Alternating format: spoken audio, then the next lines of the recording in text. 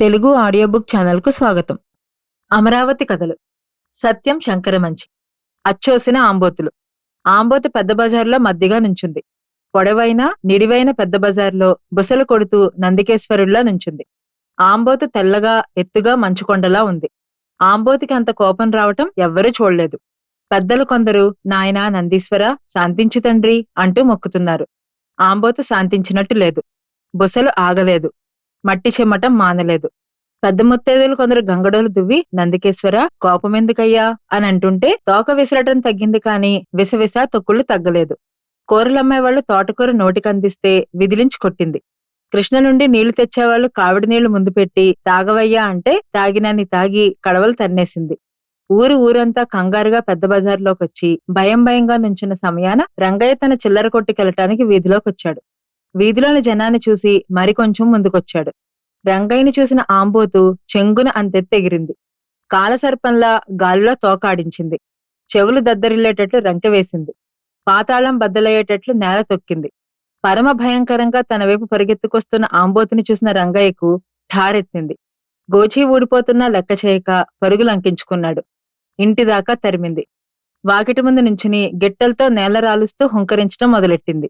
రంగయ్య సాగిలపడ్డాడు. ఆంబోతు రంకాపలేదు. మొత్తుకున్నాడు. లబోదిబోమన్నాడు. ఆంబోతు ఆగలేదు. కరివేపాకు కొత్తిమీర పెట్టబోయాడు. వాటిని చూస్తూనే విసిరికొట్టింది ఆంబోతు. రంగయ్యకు తెలుసు ఆంబోతెందుకొచ్చిందో. ఇంట్లోకెళ్ళి తట్టలతో తట్టడి కందులు పోసుకొచ్చి భయం భయంగా ఆంబోతు ముందు పెట్టాడు. ఆ కందులు చూసి ఆంబోతు ఆగింది.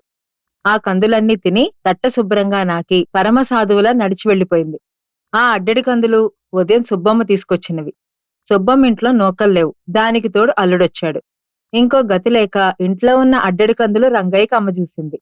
4 రూపాయల కందులకి రూపాయి మించి ఇవ్వనన్నాడు. ఇదేమన్యాయం అంటే కేకలు. ఊళ్ళో అల్లుడున్నాడు. సిగ్గుపడిపోయిన సుబ్బమ్మ అల్లుడికి అన్నం కూర వండి తను పస్తుండాలనుకుని మారు మాట్లాడకుండా ఆ 1 రూపాయి తీసుకెళ్ళింది. ఆంబోతు వెళ్లిపోయిన తర్వాత రంగయ్య తాపీగా ఊపిరి పీల్చుకుని పొద్దున లాభం గోబలోకొచ్చిందే అని బాధపడుతూ కొట్టుకెళ్లాడు. కొట్టు దగ్గర కూర్చుని గళ్ళాపెట్టుకు దండం పెట్టుకుని కళ్ళు తెరిచాడో లేదో ఎదురుగా రౌడీ వీరుడు నుంచునున్నాడు. రౌడీ వీరుడంటే రక్తం తాగుతాడని పేరు. వాడు నెత్తురు తాగుతాడో లేదో కాని వాడిని చూస్తే కాలయముని చూసినట్టుంటుంది. నల్లతాచులా సన్నంగా బారెడు మనిషి.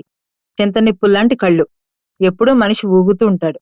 తాగి ఊగుతున్నాడో ఆ మనిషి తీరే అంతో తెలియదు గాని ఆ ఊపు చూసి జనానికి గుండె చిక్కబట్టుకుపోతుంది. ఆ ఊపులాగా మాట కూడా సాగదీస్తాడు. ఏం రంగయ్య బాబు 10 రూపాయలుంటే ఇస్తావేంటి అన్నాడు వీరుడు.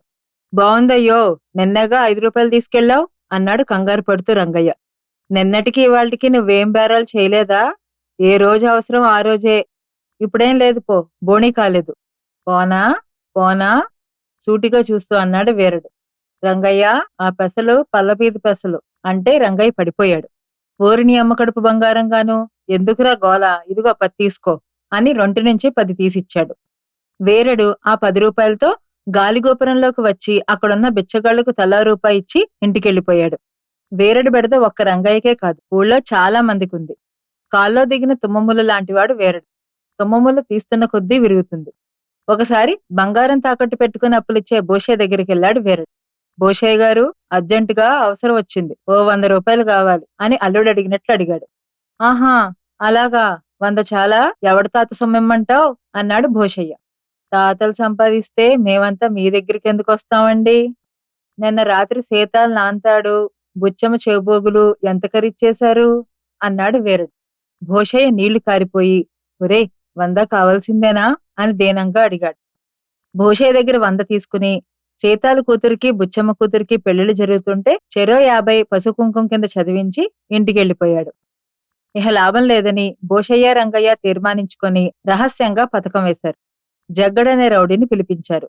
వీరన్ని చంపి కిష్టలో పారేస్తే 500 ఇస్తామన్నారు. సరేనన్నాడు జగ్గడు. డబ్బు తీసుకున్నాడు. తెల్లారేసరికి వీరడి శవం నీళ్లల్లో తేలాలన్నారు. ఓ అని వెళ్ళిపోయాడు జగ్గడు. తెల్లారింది. పీడ విరడైపోయిందనుకున్నారిద్దరు. భోషయ్య గారు వాకిట్లోంచి కేక. అది వీరడి గొంతు. వీరడి దయ్యం కాదు కదా. భోషయ్య అదిరిపడ్డాడు.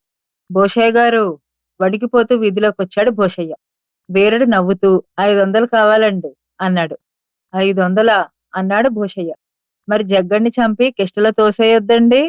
మారు మాట్లాడకుండా 500 ఇచ్చాడు భూషయ్య. రంగయ్య ఇంటి ముందు ఆంబోతు హుంకరిస్తోంది. గిట్టలతో నేల తవ్వి చిందరవందర చేస్తోంది. రంగయ్య నిశ్శబ్దంగా అరబస్తా పెసలు ఆంబోతు ముందు పెట్టాడు. మా ఛానల్ కనుక మీకు నచ్చినట్లయితే లైక్ చేయండి, షేర్ చేయండి, సబ్స్క్రైబ్ చేయండి.